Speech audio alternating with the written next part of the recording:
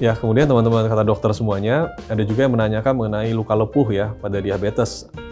Nah, sebenarnya kenapa sih bisa terjadi luka lepuh ini? Jadi pada diabetes sih atau penderita diabetes, kita tahu biasanya terjadi masalah ya pada pembuluh darah kecil ataupun pembuluh sarafnya. Jadi ada pembuluh darah kecil dan pembuluh saraf yang mengalami radang, teman-teman. Akibatnya pembuluh darah ini tidak bisa mengalirkan darahnya dengan baik. Akibatnya, selanjutnya nutrisi dan oksigen itu akan jauh berkurang dan akan menyebabkan terjadinya kelaparan ya pada daerah sel-sel yang disebut sebagai sel-sel kulit tadi, teman-teman.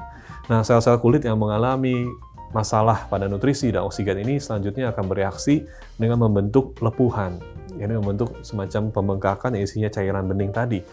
Itu terjadi karena ada proses radang inflamasi ya, teman-teman ya.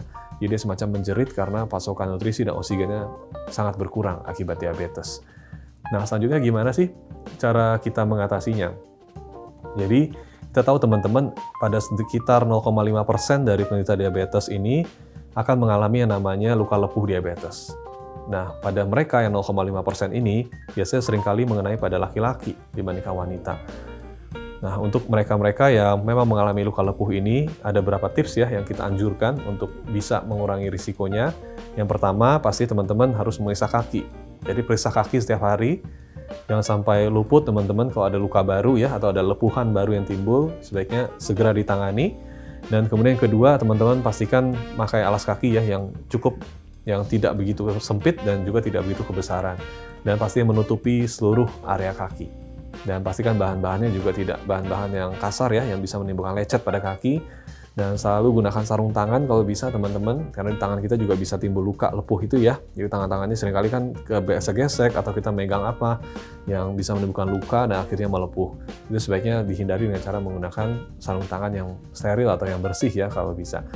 Nah, selanjutnya pastinya teman-teman semuanya juga harus memastikan kondisi kadar gulanya terkontrol, karena kalau gulanya itu bagus, tidak tinggi, maka kemungkinan luka lepuhnya juga akan berkurang drastis, teman-teman.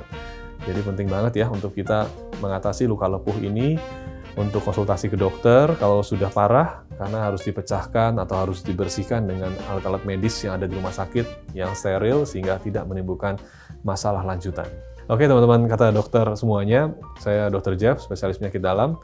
Kita sudah saksikan tadi bagaimana sih fakta dan mitos seputar diabetes dan juga cara-cara untuk mengatasi komplikasi akibat diabetes seperti halnya luka kaki atau luka lepuh pada diabetes. Mudah-mudahan bermanfaat teman-teman semuanya, dan saya Dr. Jeff, salam.